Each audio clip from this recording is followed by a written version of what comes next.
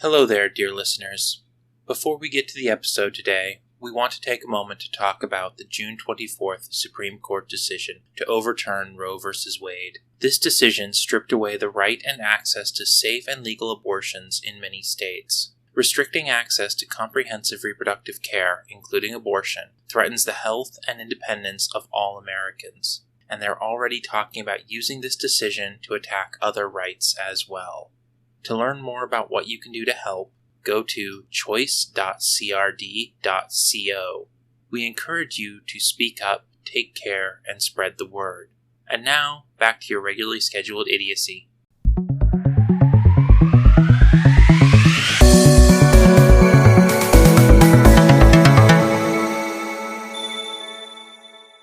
I'm Grim. I'm Zolgar. That's Kaiju. And this is Two Idiots and a Dog, Idiots on Film, where we explore movies that we love or think are important for pop culture. And this week, we actually have a special guest with us. Say hi, Nix. Hello. So, before we get started, I have a very important question for you, Nix. Yes. Are you an idiot or a dog? I think myself more a moron with a dog, because I've got dog ear as well. So this week, we're two idiots, two dogs, and a moron? Yes. I've had dates like works. that. Sorry, DB. This week we're talking about Jurassic Park. Oh, God, where do we start with this? So, Jurassic Park, this movie is my childhood. It really is. I saw it probably at least half a dozen times in the theaters when I was a kid, and I have watched it possibly more time than any other movie I've ever seen. I love it so much, and on top of that, this movie is not only important to cinema because of everything it did with the special effects and the trends it started, but it's actually also important to our general pop culture and important to our knowledge of science today. Yeah, Jurassic Park. I mean, we had to do this one eventually, right? And yeah, we wanted to do something kind of special to round out the end of what we were calling season 1. You know, we're not sure if we're doing seasons at this point, but whatever. This is episode 14 or whatever we're doing. I don't know. Yeah, this is our capstone for what we're considering season 1. Want to do something a little special. So we broke open the old vault and trotted out what I consider a modern classic. And we also decided it'd be really cool to have Nix join us. Thank you. Yeah. And I'm sorry. That's fine. Classic film? Yeah, I watched it for the first time 3 days ago. So, which Were actually... you living under a rock? Worse, they were living in the UK. Hey. We were just on Review It Yourself, and he's seen probably more films than either of us have. Yeah, but he's also a major film nerd. Fair. Yeah, my thing's mostly normally books and games, so... I'm catching up, though. Yeah, but you hadn't even read Jurassic Park. Come on. I know, I've got a long TBR. I'm a fantasy reader, not sci-fi. Well, we should probably get to it. As is usually the case with films that are very near and dear to our hearts, we're going to start with some of the stuff that wasn't done as well or hasn't aged as well. Yeah, because this movie is almost 30 years old. It released in 93. Yeah. So, yeah, it's going to be 30 years old next year. Damn. So that means we're going to start off with yes, you are old. We get it. Let's just go for the major one first. Yeah, let's get into these what I call negative tropes. The black guy dies first. Every time. Yep. Every freaking time. And I mean, in this instance, this was a no-name character. I mean, the name that Muldoon calls up to him is the actor's actual name, and he was a stunt performer. I say was because the actor has actually passed away at this point.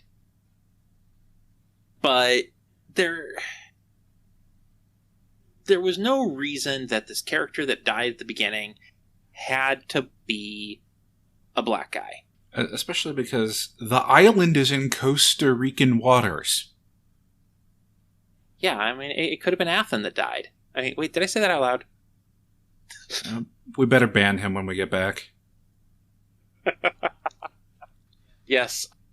And now, I will give this movie a little bit of props, though, because while the first death, the kind of that nameless character that dies at the beginning, is a black guy, the only black guy on the cast, which, okay, that's a problem, too, because there's only one black guy on the main cast, is one of the last people to go. One black guy and only 2 female characters. One of which is a kid. Yep. Bit of a problem. But I'm going to say something that's going to be really depressing. For the era, for what is essentially a creature feature disaster film, that was a diverse cast. And it was a progressive movie because Ellie Sattler was not the damsel in distress. She was a very competent, intelligent woman who could darn near give Ripley a run for her money. And she made a lot of comments and remarks and lines of dialogue with the character that were very empowering for a female audience. Yeah. And, of course, even Lexi. Did you have something next? Yeah, I was going to say Lexi. Go give Lexi credit where it's due. She pulled it out of the bag when she needed to. Yeah, and, Lexi breaking down makes a lot of sense because she's a teenage girl. She has never seen anything like this. She is going to be freaking her. And honestly, so are most other people. But there at the end, she has her moment of going, wait, I can do this. This is what I do. And the other thing to note here as well is, obviously, Lex is very much a minority in her time for someone in the tech industry. Minority still? Yeah. Mm-hmm. No, that feels. Mm-hmm.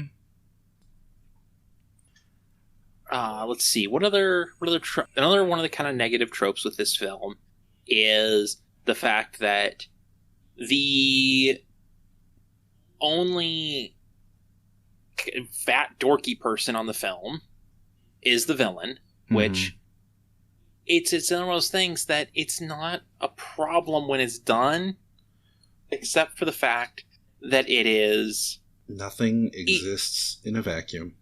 Yeah, it's an overused trope that has created or I shouldn't say created, has reinforced a certain negative stereotype about overweight people.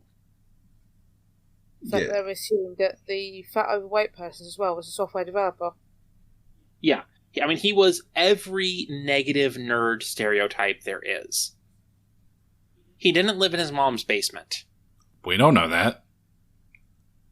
Well, at the time, he lived on the island, so... For all we know, he lives in his mom's basement on the island. Fair. Although, actually, I wonder, does the crew live on the island? They never really addressed that. You would think they would need to. They would have to have... Yeah, they would have to have, like, bunkers there that the crew lived in for basically like doing a tour cruise. You're on for a few weeks, and then you go home for a few weeks, and you're on for a few weeks like that. Makes sense. Let's see. What else was there that... I mean, as far as tropes go, I can't think of too much off the top of my head. I think we've kind of covered the big ones. Yeah, because honestly, for its day, this movie was great, and even by modern standards, it's not as bad as some new movies that release in terms of how badly it uses tropes. I mean, we don't get a woman in the fridge trope or anything like that. We do have a couple instances of kids are nothing but trouble, but then we have to give it a little bit of leeway because later in the movie, not only do the kids defeat a pack of raptors more or less on their own, which is impressive. And by defeat, I mean they get away from without being eaten. That is victory in those conditions. Well, in this movie, that is victory, because, tell me, how many dinosaurs do the humans kill in this movie? Actually, I can't think of a single one. Bingo! No dinosaur is killed by a human in this movie. No dinosaurs were harmed in the making of this film. I mean, that's not true. At least not by humans, anyway. Yeah. So, and then also Lexi pretty much saves the day at one point. So, you could make the case that they were starting down that path and then reversed course. And that's actually a thing that they do with some of the negative tropes in the movie is the sexist moments are subverted by the fact that, Ellie is competent and Lexi is skilled with computers. But you still have characters spouting it, so we had to mention it. Yeah. Hammond especially towards Sutler at the point in which she's competent and fixes stuff. Yeah, but he makes this comment of well, I should be going, and she's like, why? And he's like, well, because you're, and I'm, and it's okay, so you, an old man who needs a cane to get around, should be going instead of a competent, intelligent woman who works out in the wilderness and is in really goddamn good physical condition. Mm-hmm. Yeah, that doesn't make sense. But of course, Ellie then just straight up calls him on it with her line, what is it? We will talk about sexism in survival situations when I get back. Yeah. Or something's very close to that. Pretty much. Yeah. And So, of course, well, actually, we'll get into that one later. But yeah, so then we've got so those are kind of the negative tropes that happen. There's a little bit of sexism, although it is combated by the narrative of the movie itself. There's a negative portrayal of overweight individuals. negative portrayal of nerds. Negative portrayal of nerds, and of course, the black guy dies. Other than that, this movie's great. And we wouldn't be doing this movie justice if we didn't call it out a little bit. There's a few other tropes that aren't negative tropes that we wanted to talk about as well. Were there? Were there? I don't think I had any. Nix, do you have any tropes that you wanted to talk about that weren't problems? No, well, but problem-wise, the only thing I think really was Malcolm was a bit of a creep towards Sutler a couple of times, but It's not really tropey, though. It wasn't enough to be the creeper trope, in my opinion. Yeah. But then again,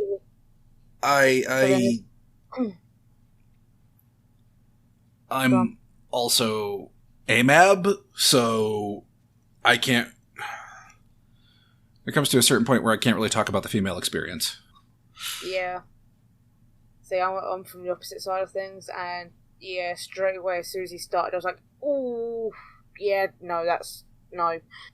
He did seem to back off a little bit as the movie progressed. As the movie went on, as the movie went on, he backed off, certainly, but still, that was...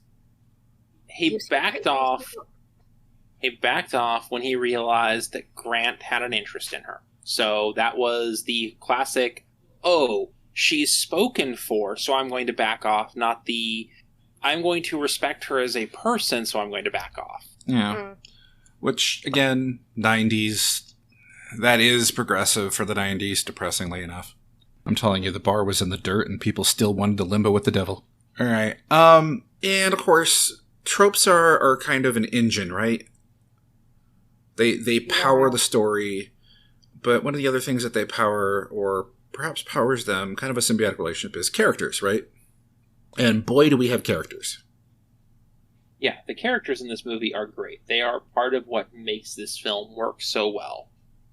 Yeah, we've got... Let's start with the guy responsible for all of it. The mad scientist himself. Oh, Hammond. What can I say about Hammond? The question is, was he actually a scientist? Or I think he wasn't actually a scientist. He was just someone who'd got a lot of money willing to invest in it. Businessman. He paid scientists to do the work. It's possible. I don't think the movie, within the confines of the movie itself, ever adequately establishes either or. At least that's how I understood it in film, was that he's like, no, I'm just a businessman, I pay other people to do the legwork with the science. You are correct. The actual mad scientist is Wu, and he actually comes back in Jurassic World, but I'm still going to give Hammond the title of mad scientist, because, well... Let's bring back the dinosaurs! What could go wrong? Yeah. Everything.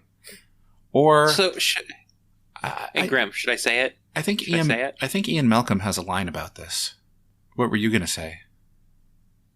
You know, the commentary about the mad scientist who makes dinosaurs for funsies? Oh, yeah, that. Nah, a little spicy for the actual episode.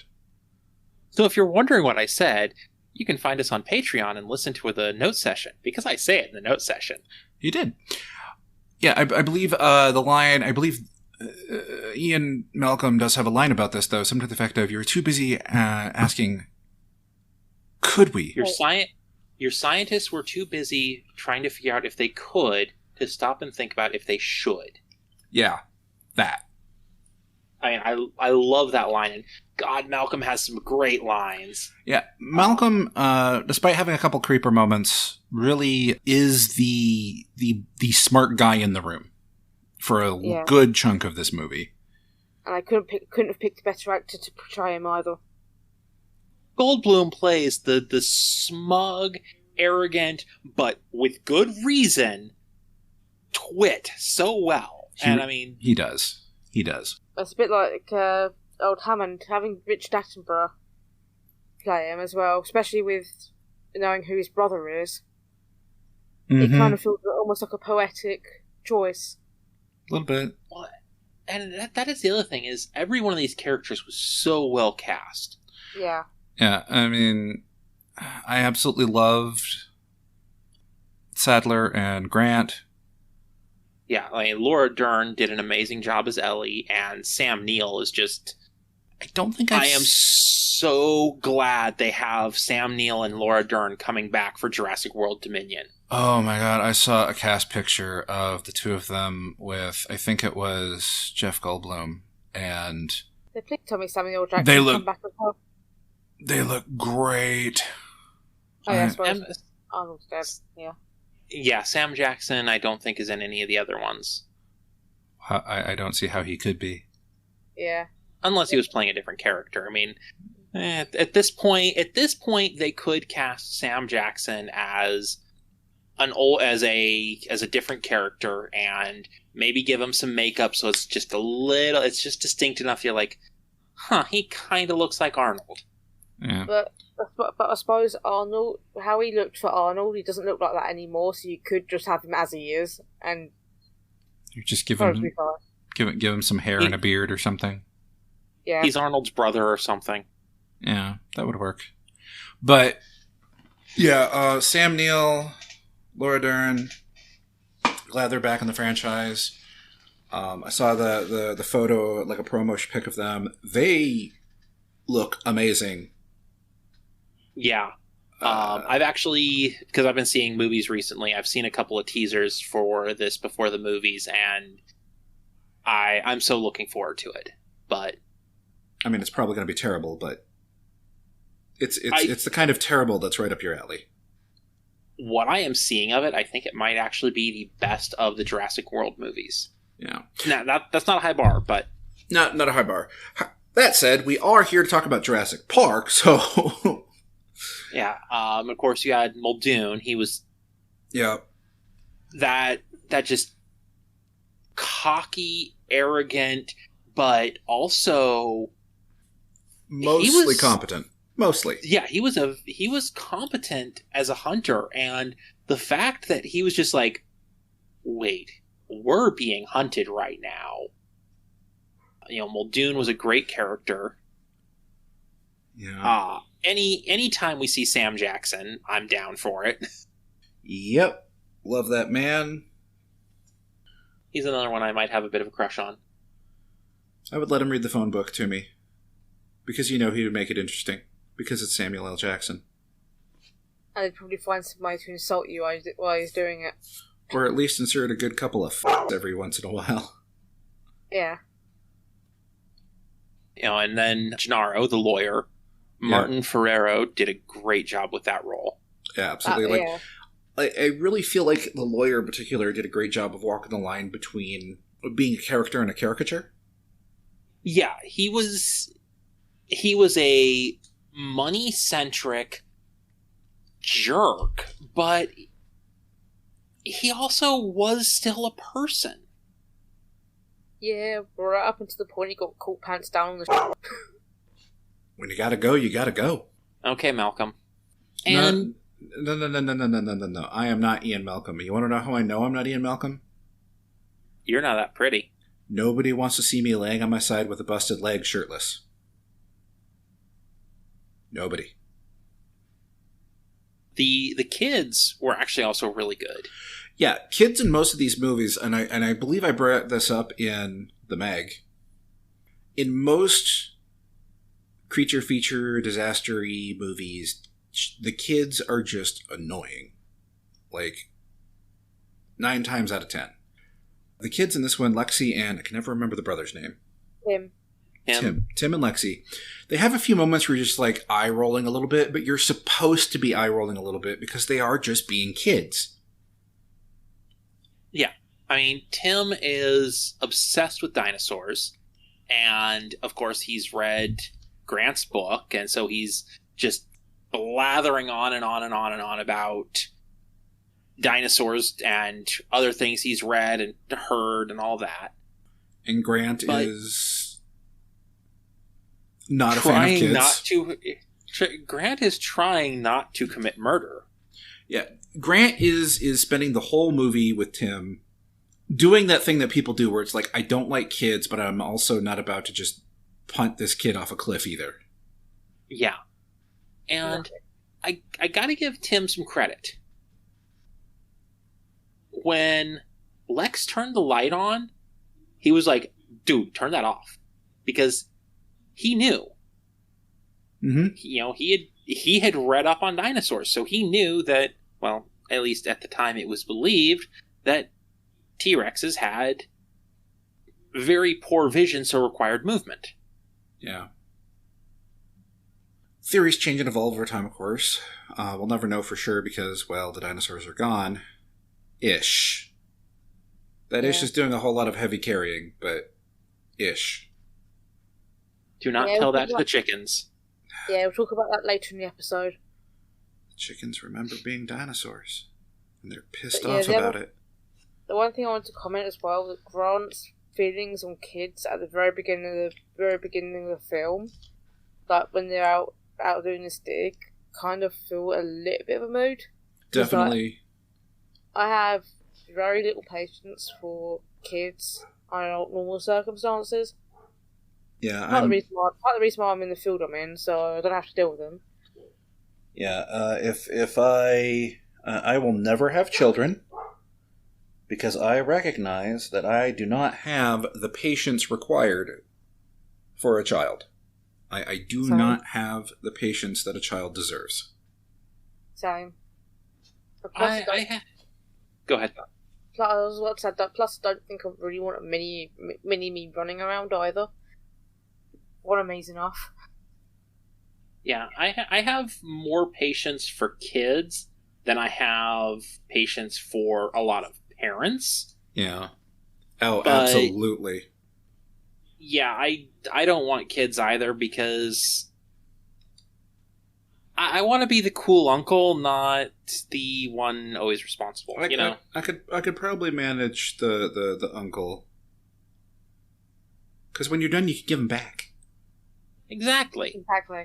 And as the cool uncle, I could do things like slip the kids something that they're not supposed to have because Let's be honest. As long as it's not going to be harmful to them, Let's be honest. You'll never be the cool uncle. Then why is that? Because you're not cool. And here's the thing: you can always give them an excess of sugar, and then give them straight back to the parents.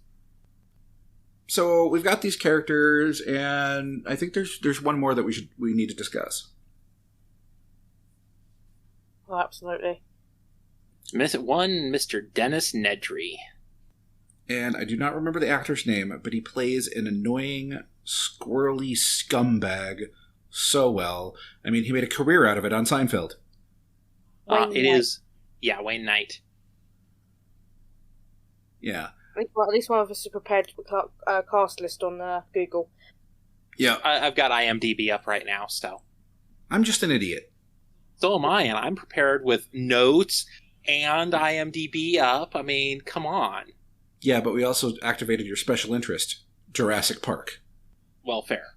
And in my defense, it's the first time I've watched a film, so I've got notes and stuff up to remind myself. Yeah, so he is our human antagonist. Obviously, the main antagonist of the whole movie is the dinosaurs themselves, because they're wild animals in a world that's moved on without them. They're just gonna rely on their instincts, and to a good portion of the dinosaurs, we're food. Yeah. Mm-hmm. As I put it, Dennis Nedry is not really our antagonist, but he is our villain. Yeah, that's a good way to put it. Now, he is brilliant. He coded the park. Yep. But he also sabotaged the park and basically caused the majority of the problems. And this is exactly why you have more than one developer working on a project. Because if you have more than one developer working on a project, you won't have the issues that Jurassic Park had when it came to him sabotaging it. Yeah, and then the sabotage that he did was exacerbated by the storm. And everything just went completely spiraling out of control. A little bit of a preface from me for this section. I'm a software developer and test automation engineer by day. So this whole thing with Nedry kind of mirrors a little bit of my work, but I work in a team, so... You sabotaged a park and unleashed a bunch of dinosaurs? No, thankfully. Liar. As much as it is tempting sometimes, I wouldn't do it if there was kids about. See, that's valid. That's very valid. Yeah. Actually, speaking of tech, we see a lot of tech in this movie, don't we? Oh, absolutely. Amusingly, all of it is plausible. Surprisingly, yeah. Now, it would be very advanced for the era, but it is plausible. I mean, if you look at it in terms of modern day, like some of this tech, VR, we've already got VR, so it looks a little different now to how they presented it in Jurassic Park, but then there's some other tech with regards to sort of how certain things are handled with the eggs and stuff like that. We're not far off of it, but we're still not there, so to speak. So, I mean, we can do cloning and stuff like that. I mean, Dolly the Sheep was back in the 90s, so the 80s earlier, so and not impossible, but yeah. Yeah, we now have some of the genetic editing technologies that they would have needed to create their dinosaurs. So it's entirely plausible that one very rich guy got the best and brightest and threw a boatload of money at them to figure it out. Yeah. That is because this is based off of a Michael Crichton book. Crichton was one of those science fiction authors who took a concept that was scientifically plausible at this point and said, what if? He had some amazing books that dealt with a lot of really cool, plausible scientific concepts. Some of them are not quite as plausible now because we know more than we did when he wrote them, but losing him was a major blow to the literary world. I mean, honestly, a lot of the genetic stuff they discussed is actually completely feasible right now. We would just need that base genetic sample, which we don't have. Yeah. Because that's the only scientific flaw in the premise of the film that I'm able to ascertain, and that is the genetic material would have broken down, even preserved in amber. It would not be enough genetic data there for us to use any of it. Yeah, you would need something that was far better preserved than even that. Yeah. And even frozen for 65 million years, genetic material would still break down and degrade to the point where it wouldn't really be usable. And they did mention that there were whole gaps in the code, but the degradation would be far more far-reaching. You wouldn't even have, like, your basic blueprint to work off of. Because here's the thing. All genetic material on Earth uses the same protein chains, right? Yeah. So if you know the blueprint, it is theoretically possible to connect the chains together to form that genetic strain and blah, blah, blah. We don't do that because, well, it's expensive. It would be very expensive. Both in time and in money. But if you've got a rich, eccentric billionaire who's just like, oh, you need another $6 billion for the week? Here you go. Then why not? But we're not there yet. No. And Nix, I think you were about to say something before Grim started on that? Well, the other thing I wanted to circle back around to tech-wise was the code itself. It was mentioned that Nedry had written 2 million lines of code to actually create what was seen in the park. That's actually feasible. I did a bit of Googling just to be certain to make sure that it was feasible, because with modern software development, things can change. So I've got a little bit of stats here. Google's total suite of products uses about 2 billion lines of code.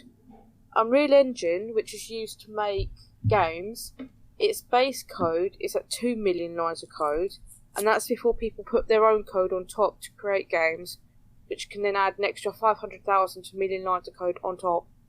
So we're looking at actually something that's very plausible, especially given the era, and the fact that we can do stuff now that's online that uses the same amount of code just goes to show you sort of how far tech has come in terms of what we can do. Mm-hmm. And obviously with the PCs that use like the full Unix frame and stuff like that, I mean, I'll be honest with you can't get anything more secure than like a full Unix frame like they've got. It's just, obviously, yeah, when you've got somebody who's willing to sabotage it, you've got to know the back doors into that kind of thing to be able to sabotage it properly. Yeah, and the interface they have, while highly advanced for the 90s, with the kind of money Hammond was throwing around, is entirely feasible. Yeah, and talking on that, disgruntled employee in Nedry as well, about the whole money situation. Yeah, I think it was... I'm still of the personal opinion that it was as much about ego as it was money. Yeah, a mix of ego and hubris. Like I say, I'm pretty sure that also he had like some gambling debts or something, because there is actually a scene where he starts bringing up money to Hammond, and Hammond's like, you know, something to the effect of, I'm not getting drawn into this debate again, and makes some comment about he is sorry for the problems that Nedry has, and he doesn't blame people for their problems, but he expects them to take responsibility for them. Yeah. So it is possible. It's just never adequately spelled out in the context of the movie. And I honestly don't remember if it's spelled out in the context of the book or not. Yeah. But yeah, the system that Nedry built was very advanced, but that's not the only bit of advanced tech related to this movie now, is it? No. If you go on to the exposition at the very beginning of the film, where they arrive at the park, yeah, that's another good bit of. Yeah, they've got the little like ride that's also an educational movie, and so the technology that we're seeing in the movie is pretty advanced, which makes sense, as Hammond says, spared no expense. Spared lots of expenses. But there's also a lot of advanced technology related to the making of the movie. Yep. The animatronics and practical effects of this film still hold up. Yeah, that was one of the things I noticed when watching it recently. It was like, yeah, this film might be coming up for 30 years old, but it still holds up in terms of how it was put together. now. Yeah, I mean, I literally just saw a teaser for Jurassic World on the big screen last week. And, or I should say Jurassic World Dominion, but whatever.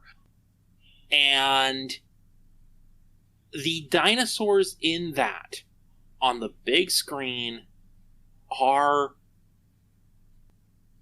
they are not really significantly better than the animatronic and puppet dinosaurs in the original. Because did you know that the raptors are guys in costumes? Mm-hmm. I did know that. Which is crazy. And the behind-the-scenes photos and those are absolutely hilarious. They really are. And I mean, those guys in those raptor suits had to be having the time of their life. Oh, it would have been a blast. Yeah. And then, of course, there's the one that everybody remembers from the movie. The T-Rex. I don't know if the animatronic had a name. Unfortunately, that animatronic is no longer around. Apparently, the age, it just kind of, the foam rubber skin started to degrade too much, and they finally dismantled it. Yeah, that's not surprising. Unfortunate, but not surprising. Especially because the foam used in film production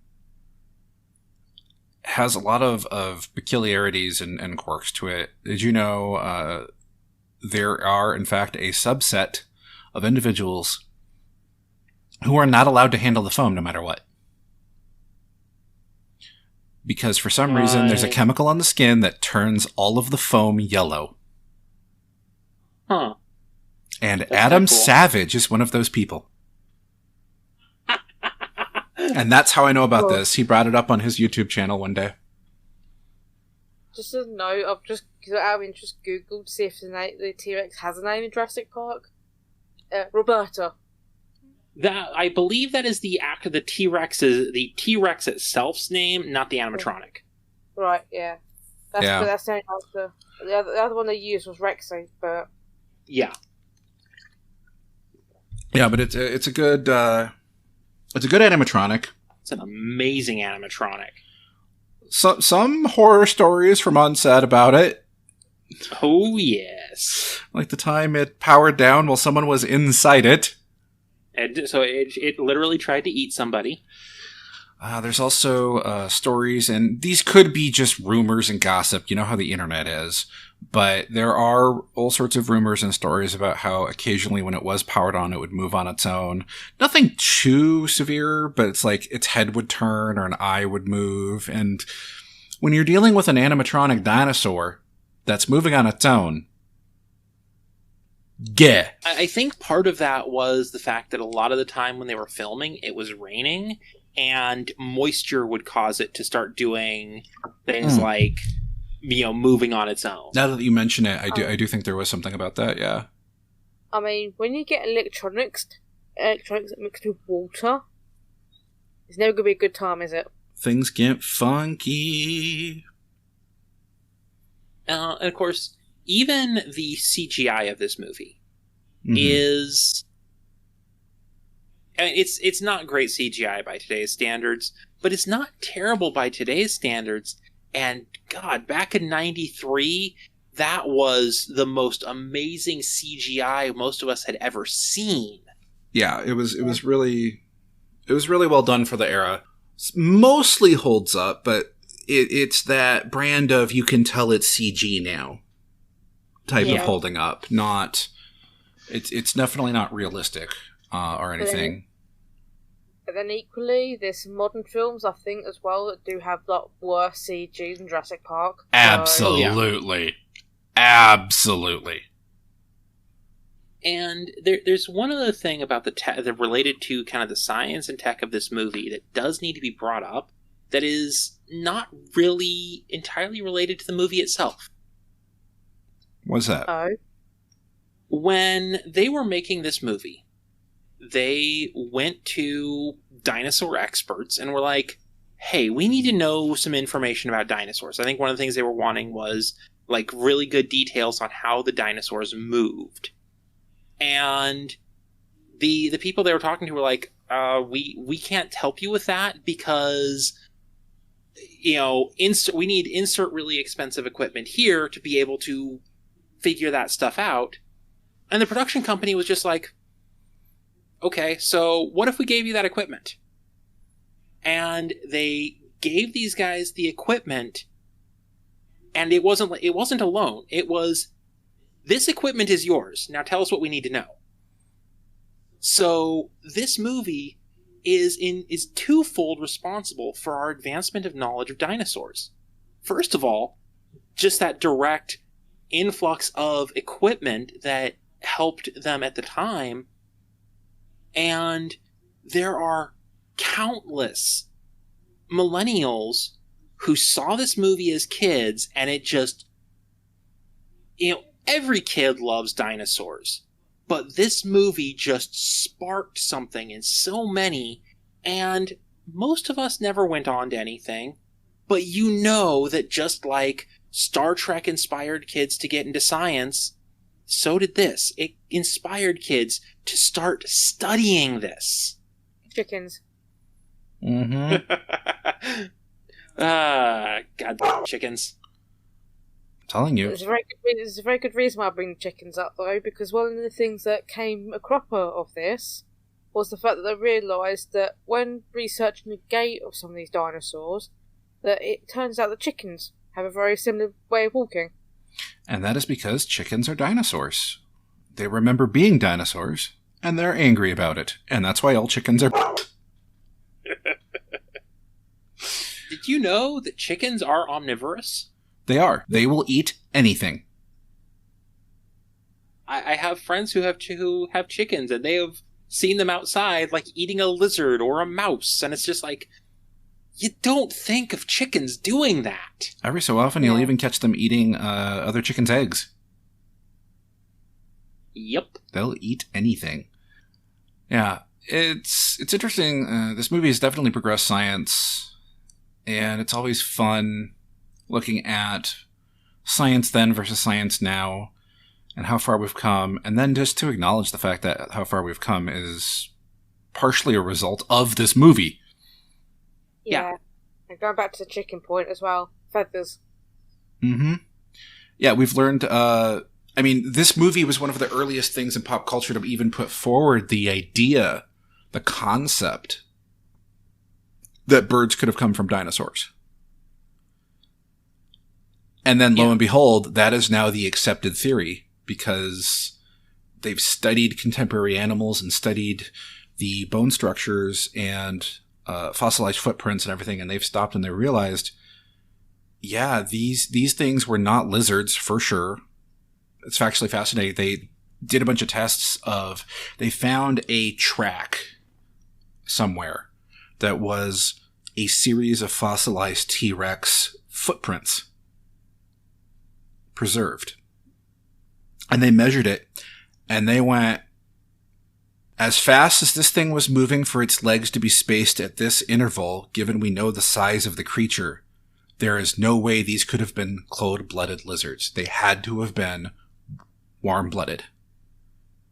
Yeah. And that eventually led to re-examining the bird theory, and that's actually one of the more commonly accepted theories now. This movie really put some of that forward into the cultural zeitgeist. Yeah, I mean, if you look at that bit at the beginning of the film where Grant's explaining it to things, they found they got the skeleton, the velociraptor skeleton, and it's explaining about how the bones are formed in the legs and the way they're and how they link to birds and stuff like that. So you do get some of the theory actually in the film. Yep. Right at the beginning. Yep. And, well, today it's now widely believed that dinosaurs had feathers. Back in 93, it wasn't. Giant turkey. Yep. Giant turkey. Listen, if you want to know for sure dinosaurs had feathers, I have a single word for you, for anybody in the audience doubting. Cassowary. Yes. This reminds me of a minor thing that's actually is another inaccuracy in this movie. And it was kind of a known inaccuracy in the movie at the time as well. Mm-hmm. Velociraptors were not that big. velociraptors were actually significantly smaller than that. Mm-hmm. What the size that they are shown in this is closer to a Utah raptor, but still not quite. Yeah. As I recall, if I'm remembering right, velociraptors would have actually at most come up to mid-thigh? Maybe knee? They would have been a big turkey. Yeah. Everybody get ready for your Thanksgiving velociraptor. And another note as well, I should probably add here, is the dino that took out Nedry actually has a little appearance that's very similar to the food lizard. Mm-hmm. Which, hilariously, has the scientific name of Chlamydosaurus. Which is hilarious because the dinosaur that took out Nedry doesn't exist. Yeah. But if you actually look at it, it's field lizard or field neck lizard or field dragon. But yeah, Chlamydosaurus kingi. Yeah, they completely made it up. They gave it a real dinosaur name, but they completely made it up. Yep. Which I find funny. Funnily enough, this particular dinosaur, well, I call it dinosaur because it's got a saw in the name, it's found in northern Australia. Because of course it is. Of course it is. But it's really cool looking back on it. Like, we've got all this technology, all this, the practical effects. We've got the cast and characters. But that's not all the things that make a movie. Yeah. One of the most important things, in my opinion, is dialogue. And this movie has got some great dialogue. This is one of the most quotable movies in my life. Are these people all people to erotica? No one in that is an animatronic. No, yeah, that's exactly what. But are these people to erotica? No, they're not animatronic. Me? Yeah, I think for the dinosaurs are though. I think one of the greatest scenes for dialogue is when they're having the big debate over dinner. Mm-hmm. Which was a really great scene all around. It really cemented the individual characters. Yeah, Hammond is sitting there just like he is experiencing this great joy of having created dinosaurs and wants to share it with the world, and he doesn't understand the problems with it, and he's also he's not money focused. He just wants to share it with the world. Gennaro is, of course... go ahead. Yeah, I was going to say, and Gennaro's the hype man because he's seeing dollar signs because being a lawyer, money's probably quite a big factor for him. Not just a lawyer. He is the lawyer representing the investors. Yeah. And then you've got Grant and Sadler, who are actually starting to point out some of the practical issues. As is Malcolm. Malcolm is more going off of the theoretical issues, like he's almost going the Murphy's Law route of this is all the stuff that could go wrong, so something is going to go wrong because that's kind of what his version of chaos theory is. Yeah. But equally at the same time, he is of the same mind of Sattler and Grant that something is likely to happen because we talk about a very volatile environment with animals that are several million years out of place. Yeah, and it's interesting. It's a great scene. There's so many great lines of dialogue bandied about in it. And how many modern movies would be like, this slows the pacing down. We're going to cut it.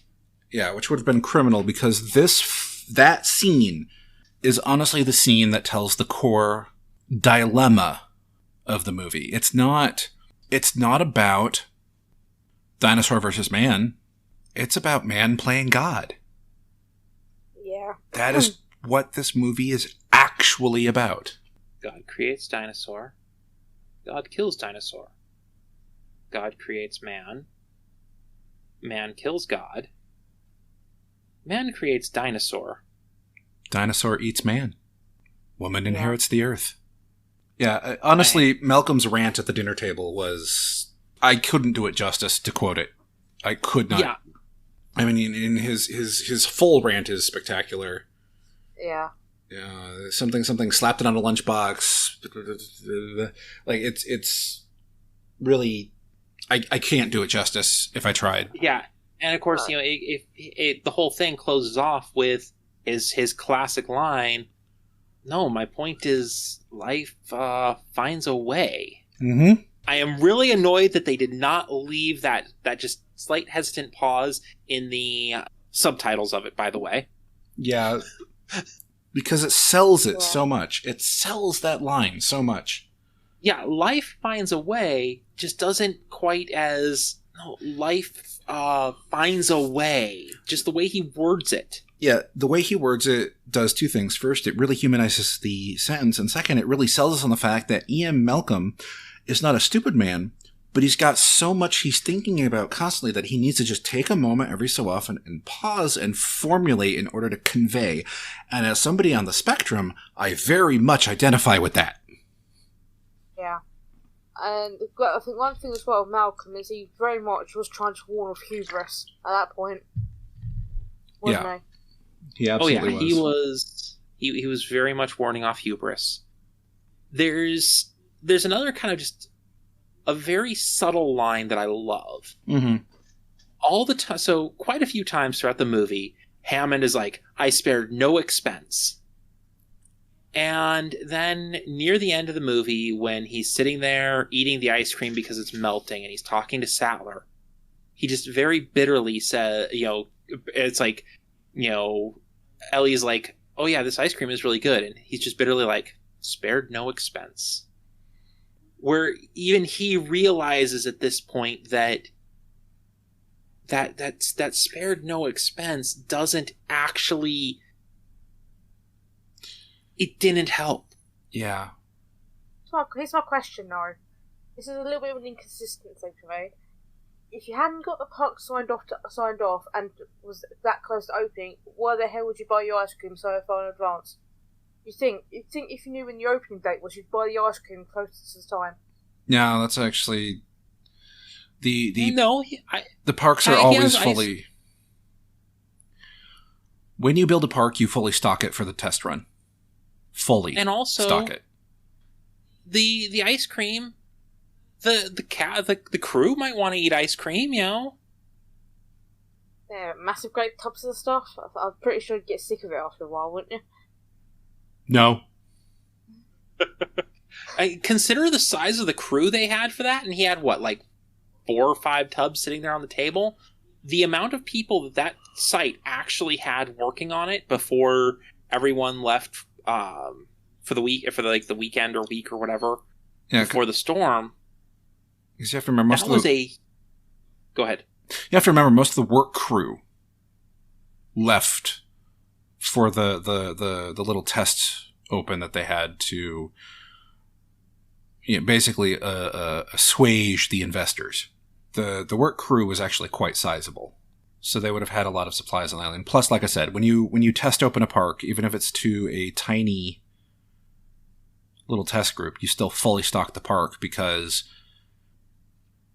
if you're trying to get the investors to calm down so that they'll actually let you open the park, every little thing matters, and there would absolutely be the possibility of... Because here's the thing. He knows these people by reputation, but he hasn't met them until this movie. So for all he knows, he's going to get these people onto the island, show them off this great park, and at some point someone's like, the menu you've got up here says like strawberry ice cream. I'd like some strawberry ice cream. Oh, well, we don't have it stocked yet. Oh, well, then I'm not signing off on the park. Clearly the park's not ready. He doesn't know if they're going to be that petty. And the fact of the matter is, people can be that petty. I mean, surely in a park where you've got massive fucking dinosaurs, the main concern would be the, massive dinosaurs. I mean, I want to point out that people get on an airplane and then complain about the drinks. They're in an airplane. They're in an aluminum tube hurtling through the sky, and they're like, yeah, but the drinks suck. I'd rather a shitty drink than be worried about the fact I could be eaten by a dinosaur. But the point is, you weren't supposed to worry about being eaten by a dinosaur. And there wouldn't have been that worry if Nedry hadn't been, well, Nedry. Mm-hmm. But also, okay, let's use Grimm's example there. Let's just say that, when they're sitting there, Ellie's like, wow, you've got strawberry ice cream on your menu. I'd really like some strawberry ice cream.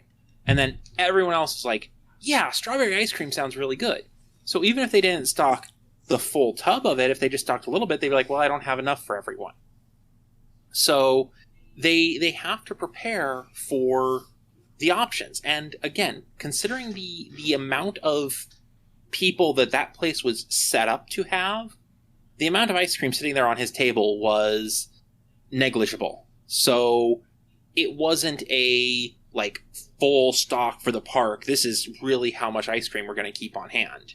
Yeah, the thing of it is a test to open preview showing of a park like this. You're not just previewing the park itself, you're previewing your logistics. You're taking a small sample of your logistics and looking at how it works for this test open. And then you go, okay, so with just this percentage of what we need, this, and this happened. So when we're dealing with the larger numbers, we're going to have to actually do this, and this instead. So it makes a little bit of sense to me to have the ice cream. Now that was a weird tangent to get on for this movie, I will acknowledge. We've done weirder. True. And that was before we included a third person. There are a couple of other great lines in this movie. A couple of my other favorites are, of course, just the clever girl. That. Mm-hmm. Classic. And unless they figured out how to open doors. And then they open a door. Perfect. Yeah, and then it just immediately cuts to them opening a door. Yeah. I'm not going to lie, we could probably talk about the dialogue all night. Unless either of you have anything else, there is one last piece of dialogue I want to mention. I'll say I've got one as well, which is it's an interaction between one of the kids and one of the other guys. It's, what's the matter, kid? Never had lamb chops? And in response, as it happens, I'm a vegetarian. That is a great line. And throwing in the character being a vegetarian is actually kind of just a nice little thing, because you don't usually see vegetarian characters and stuff. No, but it's the the moment where his reaction's like, oh, I messed up. Yeah. All right, what's yours, Zolgar? The very last line of the movie. Mr. Hammond, after careful consideration, I have decided not to endorse your park. So have I. Yeah, that... And, I love that, because that gives us that moment where Hammond has really, truly realized that this wasn't just a minor malfunction. This wasn't just something that could be recovered from. He started to realize that when they first had the first people die, and Hammond is just sitting there, basically saying, we have to resolve this now. We can't sit and wait for the lysine contingency. But even there, he had that glimmer of hope that they could recover enough to restore the park. And by the end, he's just like, no, we can't. Yeah. Which is unfortunate, because in I think the real tragedy of it is they probably could have not that outbreak. Those dinosaurs were out. You're not putting them back. But the concept of the park could have worked if it weren't for human intervention and sabotage. However, just because the sabotage was able to do that much damage and cost that many lives, 5 people isn't a big number for a creature feature disaster movie. But that's still a lot of people to have die at a theme park that isn't even open yet. Yeah. As I was saying, at that point, you got to consider whether or not it's actually worth opening it, because it's like, well, you've got 5 dead people, all mostly because of what you're keeping now. Yeah, and that's kind of what the conclusion Hammond comes to, is just like, we can't control these creatures. 5 dead people out of how many people were left on the island at that point? 10, 11? Yeah. Yeah, it was quite a high proportion, wasn't it? Yeah. I think it was 11, because I think 6 people got off the island. Yeah. Which is not a good figure, because, I mean, we see later in the franchise, in Jurassic World, what happens if they break containment during open season. During Yeah. While the park is open. And, yeah, Hammond had the right idea. Hammond had the right idea. Nope. We're done. We're done with this. We're done. Yeah.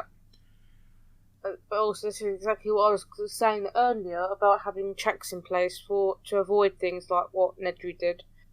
Yeah. Which is why you have multiple people who have access to the setup. And by having multiple people access to the setup, if someone sabotages it, you've got someone else there who's got the access code to then go in and completely shut it off from the inside. Of course, if that happened, we wouldn't have gotten part of the final scene of the movie. No. We wouldn't have gotten an amazing fight between T-Rex and velociraptors. Well, there is one other thing I think you wanted to talk about. Do you remember what I'm talking about?